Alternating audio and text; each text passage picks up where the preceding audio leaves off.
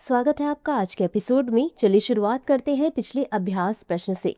संघ लोक सेवा आयोग की शक्तियों, कार्यों और संरचना से संबंधित प्रावधान संविधान के किस भाग में दिए गए हैं? ए भाग 14, बी भाग 15, सी भाग 16, डी भाग 17। इस प्रश्न का सही उत्तर है विकल्प ए भाग 17। चलिए देखते हैं इसके विश्लेषण को। संघ लोक सेवा आयोग एक संवैधानिक निकाय है। भारतीय संविधान के भाग 14 में अनुच्छेद 315 से 323 के तहत संघ लोक सेवा आयोग की संरचना, उसके सदस्यों की नियुक्ति और निष्कासन तथा संघ लोक सेवा आयोग की शक्तियों और कार्यों से संबंधित प्रावधान किए गए हैं। अतः विकल्प ए सही है। तो चलिए शुरू करते हैं आज के एपिसोड को पहले प्रश्न के साथ। छत्तीसगढ़ के निम्नलिखित में से किस जिले में भूरमदेव वन्यजीव अभ्यारण्य स्थित है? ए बलरामपुर, बी दंतेवाड़ा, सी कोरबा, डी कबीरधाम। इस प्रश्न का सही उत्तर है विकल्प डी कबीरधाम। चलिए देखते हैं इसके विश्लेषण को। भूरमदेव वन्यजीव अभ्यारण्य छत्तीसगढ़ के कबीरधाम जिले में स्थित है। यह सतपुड़ा पहाड़ियों की मैकाल श्रेणी में स्थित है, जो अपनी समृद्ध जैव विविधता और अप्रभावित पारिस्थितिकी तंत्र के लिए जाना जाता है। यह अभ्यारण्य लगभग 352 वर्ग किलोमीटर क्षेत्र में फैला हुआ है। अतः विकल्प डी सही है। अगला प्रश्न है, निम्नलिखित में से किस वर्ष अचानकमार टाइगर रिजर्व की स्थापना की गई थी? ए 1970, बी 1975, सी 1982, डी 1988। इस प्रश्न का सही उत्तर है विकल्प बी 1975। चलिए देखते हैं इसके विश्लेषण को।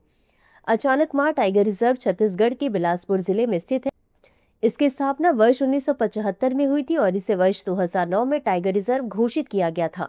यह विशाल अचानकमार अमरकंटक बायोस्फीयर रिजर्व का हिस्सा है। इसमें कान्हा और बांधवगढ़ टाइगर रिजर्व को जोड़ने वाला एक गलियारा है और यह इन रिजर्वों के बीच बाघों के फैलाव में महत्वपूर्ण भूमिका निभाता है।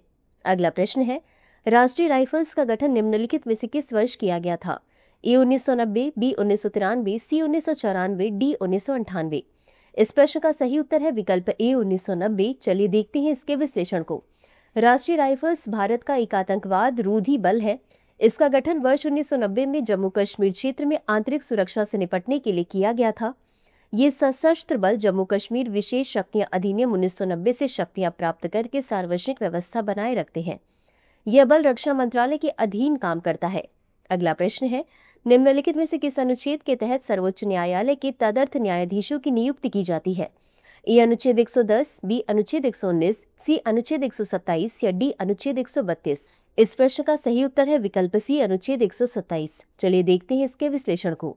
भारत के मुख्य न्यायाधीश संविधान के अनुच्छेद 127 के तहत सर्वोच्च न्यायालय के तदर्थ न्यायाधीशों की नियुक्ति करते हैं।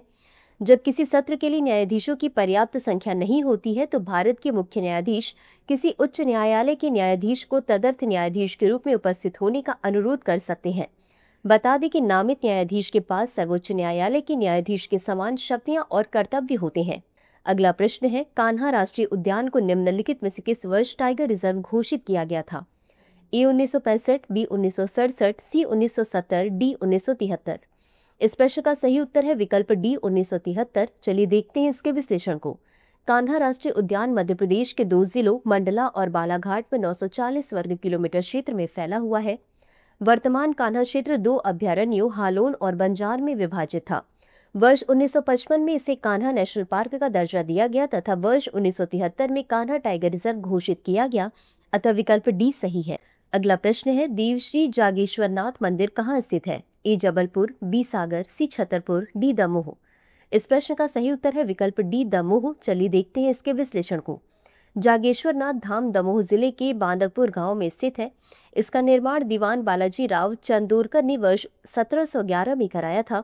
इस मंदिर में स्थित शिवलिंग को स्वयंभू माना जाता है, जो अनादिकाल से यहाँ विराजमान है।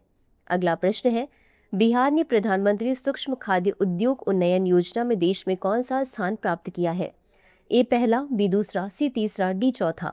इस प्रश्न का सही उत्तर है विकल्प ए पहला। चलिए देखते हैं इसके विश्लेषण को। प्रधानमंत्री सूक्ष्म खाद्य उद्योग उन्नयन योजना में बिहार ने बेहतरीन प्रदर्शन करते हुए देश में प्रथम स्थान प्राप्त किया है। इसका उद्देश्य खाद्य प्रसंस्करण उद्योग के असंगठित क्षेत्र में मौजूदा निजी सूक्ष्म उद्यमों की प्रतिस्पर्धात्मकता को बढ़ाना और क्षेत्र की औपचारिकता को बढ़ावा देना है। अतः विकल्प ए सही है। अगला प्रश्न है, कदबरवाड़ी घास का मैदान निम्नलिखित में से किस राज्य में स्थित है?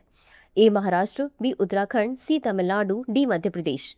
इस प्रश्न का सही उत्तर है विकल्प ए महाराष्ट्र। चलिए देखते हैं इसके विश्लेषण को। कदबनवाड़ी चारागाह लगभग 2000 हेक्टेयर में फैला हुआ है और कदबनवाड़ी गांव के चारों ओर फैला हुआ है। कदबनवाड़ी गांव मुंबई से लगभग 276 किलोमीटर दूर इंदापुर तहसील में एक पहाड़ी के ऊपर स्थित है। यहाँ की प्रमुख प्रजातियों में बंगाल लोमड़ी, धारीदार लकड़बग्घा इत्यादि शामिल है। इसी के साथ अंत में देख लेते हैं आज के अभ्यास प्रश्न को। गोमती नदी उत्तर प्रदेश के निम्नलिखित में से किस जिले से निकलती है? ए आजमगढ़, बी चित्रकूट, सी पीलीभीत, डी गाजीपुर। इस प्रश्न का उत्तर कमेंट बॉक्स में जरूर दें। आज के लिए बस इतना ही। धन्यवाद।